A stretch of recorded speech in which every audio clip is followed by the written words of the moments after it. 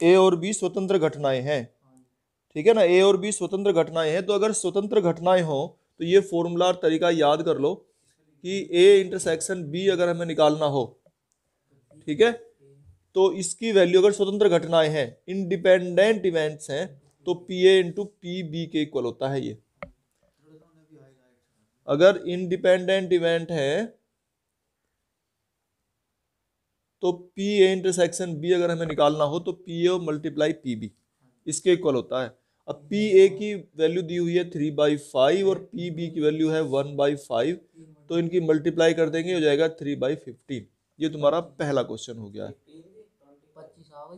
अच्छा 5, ठीक है, 5 5 25, ठीक है। ये कह रहा है टोटल जो कार्ड्स हैं 52 है, 52 पत्ते हैं, यानी कि एन एस लिख लेंगे, ये हैं हमारे 52, ठीक है।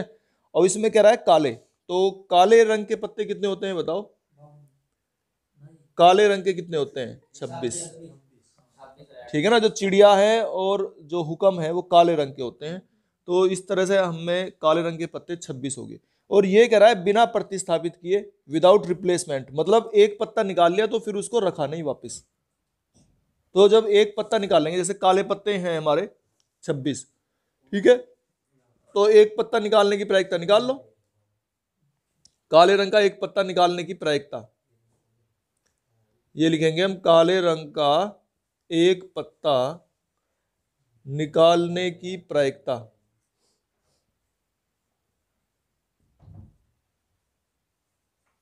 तो कितनी होगी, देखो 26 है काले और टोटल 52 है, तो जाएगी 26/52। फिर कह रहा है कि पत्ते तो 2 निकाले गए हैं और एक निकाल लिया फिर दूसरा निकाला, और जो निकाल लिया उसको वापस नहीं रखा, तो अगर वापस नहीं रखा तो अब ये 51 बचेंगे, ठीक है, और जो काले वाले वो 25 ही बचेंगे, ठीक है ना। तो अब फिर से एक काले रंग का दूसरा पत्ता निकालने की प्रायिकता निकाल लो, काले रंग का दूसरा पत्ता है ना, दूसरा पत्ता निकालने की प्रायिकता, तो कितनी हो जाएगी ये 25 और बटे 51, ठीक है,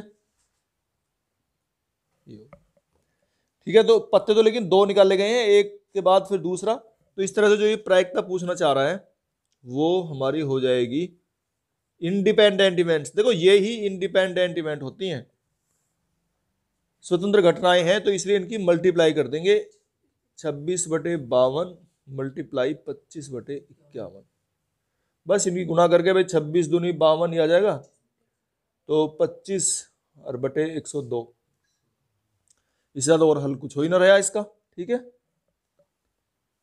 एक ये शर्त बताई है इसमें तीसरे क्वेश्चन में कि एक डिब्बा सही है, उसके अंदर संतरे अच्छे हैं या खराब हैं, पता लगाते हैं कैसे, कि 3 संतरे लगातार निकाले, और अगर तीनों संतरे अच्छे हैं निकालने पर, और जो निकाला उसे रखा नहीं वापस, तो अगर 3 संतरे निकालने पर अगर तीनों ही अच्छे हैं तो वो इसका मतलब डिब्बा अच्छा है और उसे स्वीकृत कर लिया, यानी कि डिब्बा बिक्री के लिए भेज देंगे, या जिसे बिक्री के लिए लेना है, जिसे खरीदना है वो खरीद लेगा।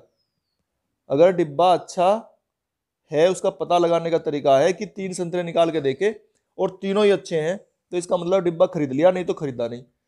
तो उसमें जो है टोटल मिला के 12 तो हैं अच्छे वाले संतरे, ठीक है, अच्छे वाले संतरे एंड गुड लिख दिया मैंने, गुड, अच्छे वाले संतरे तो हैं 12, और जो खराब वाले संतरे रखे गए हैं उसमें वो रखे गए हैं 3, ठीक है। अच्छे वाले संतरे तो 12 है और खराब वाले संतरे, बैड वाले संतरे ये 3 रखे गए हैं। अब तो टोटल मिला के कितने हो गए, 15 संतरे हो गए इसमें। अच्छा, अब इनमें से हमारे अच्छे ही संतरे निकले, उसकी प्रायिकता हमें निकालनी है कि हमारा डब्बा जो है वो बिक जाए या जो खरीदने वाला है उसे खरीद ले, यानी कि तीनों अच्छे निकले, पहली बार में निकाला तो भी अच्छा, दूसरी बार में निकाला तो भी अच्छा संतरा, तीसरी बार में निकाला तो भी अच्छा ही संतरा। तो अगर अच्छा संतरा निकालने की प्रायिकता निकालते हैं तो सबसे पहले एक अच्छा संतरा निकालने की प्रायिकता उसे निकालेंगे हम,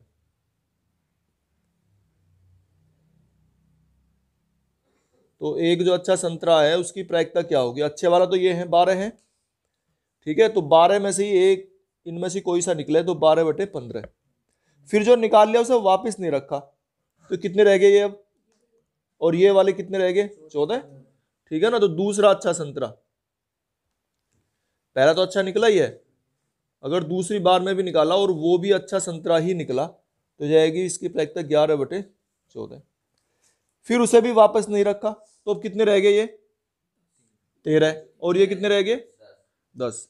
तो फिर तीसरा अच्छा संतरा निकालने की प्रायिकता निकाल लेंगे हम, तो ये हो जाएगा हमारा 10/13, ठीक है। तो 3 संतरे निकाले और उन्हें वापस नहीं रख रहे हैं, इस तरीके से निकाले बिना प्रतिस्थापित किए, विदाउट रिप्लेसमेंट। तो इस प्रकार से 3 अच्छे संतरे निकालने की प्रायिकता।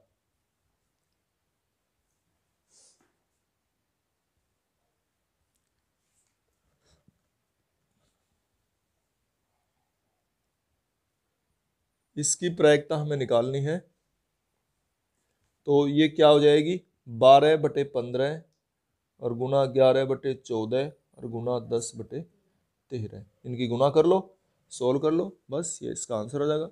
वैसे कैंसिल हो सकता है, 3 चौक 12, 3 पंजे 15, 5 दूनी 10, 2 सत्ते 14, ठीक है। ऊपर कितना बचेगा, 11 बचा दिखे, 11 चौक 44 और बटे 13 सत्ते 91, ये आ गया इसका आंसर।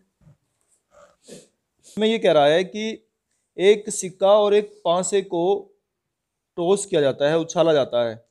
एक सिक्का है और एक पांसा है, और तो जब इन्हें उछालते हैं एक सिक्के और पासे को, तो सिक्के पर क्या आ सकता है बताओ, हेड और टेल, और पांसे पर 1 2 3 4 5 6, ठीक है। तो इनको जब उछालते हैं तो हमारी जो सैंपल स्पेस में घटनाएं होंगी, देखो हेड 1, हेड 2, हेड 3, इस तरह से उछाला तो ये संभावनाएं बन सकती हैं हेड 4, हेड 5, हेड 6। फिर इस तरह से tail 1, tail 2, tail 3, tail 4, tail 5 और टेल 6। ये घटनाएं हमारी बन सकती हैं जब हम एक पासे को और एक सिक्के को एक साथ उछालते हैं।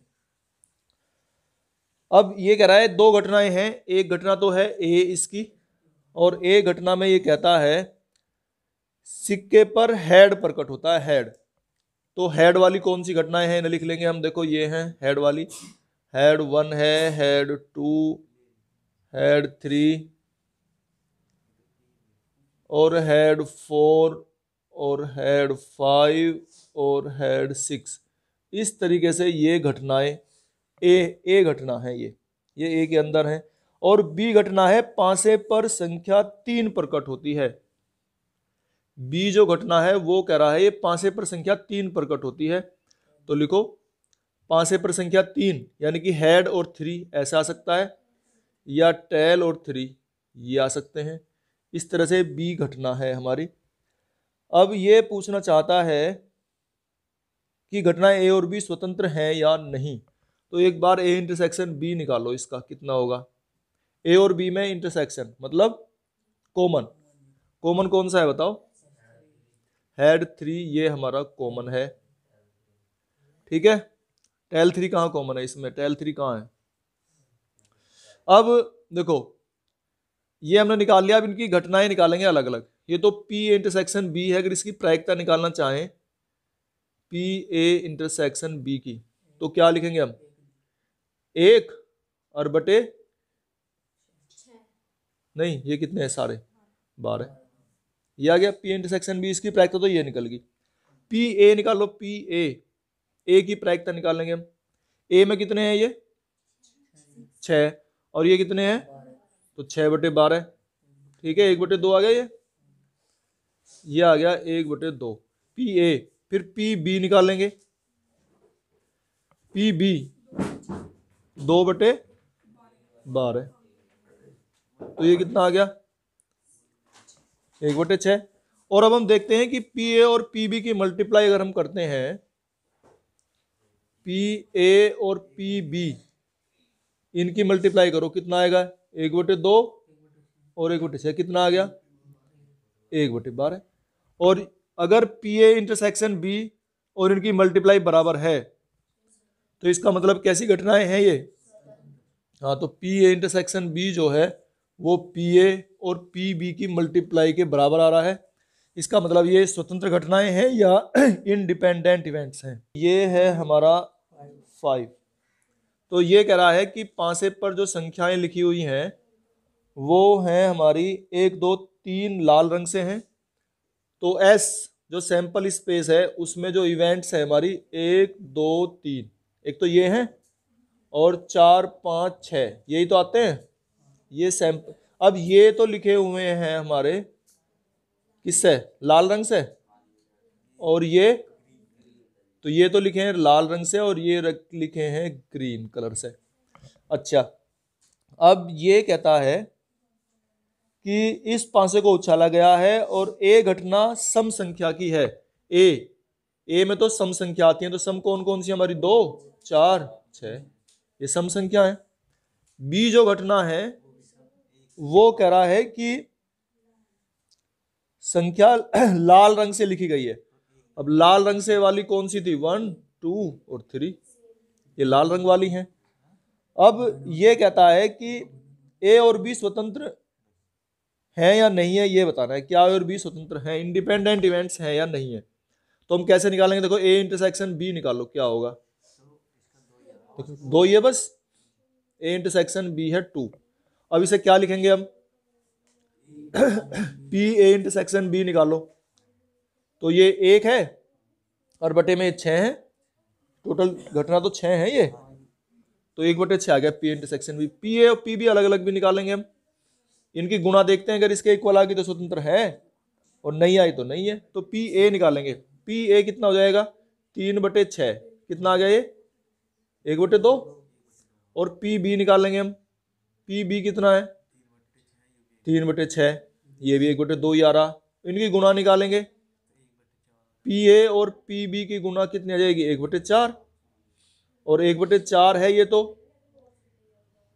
और ये है 1/6, ये इसके इक्वल नहीं है, ठीक है ना। तो ये बता देंगे कि पी ए इंटरसेक्शन बी जो है वो इक्वल नहीं है पी ए और पी बी की गुणा के। तो इसका मतलब ये घटनाएं स्वतंत्र नहीं है, नॉट इंडिपेंडेंट, स्वतंत्र नहीं है ये घटनाएं, ठीक है।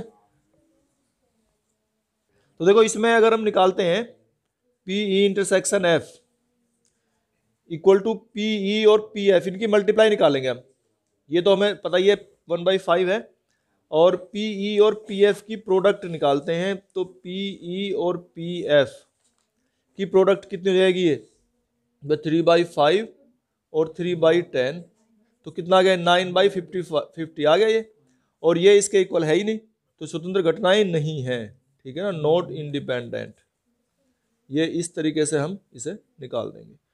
क्वेश्चन नंबर 7, इसमें कहता है ए और बी ऐसी घटनाएं हैं, पी ए दिया हुआ है 1/2, ठीक है, पी ए 1/2 है, और पी ए यूनियन बी जो है वो 3/5 है, पी ए यूनियन बी 3/5 है, और P B equal to P K है, P B equal to P K है। तो इसमें हमसे पूछता है ये कि घटनाएं परस्पर अपवर्जी हैं, तो तब P का मान निकालना है, और घटनाएं स्वतंत्र हैं तब P का मान निकालना है।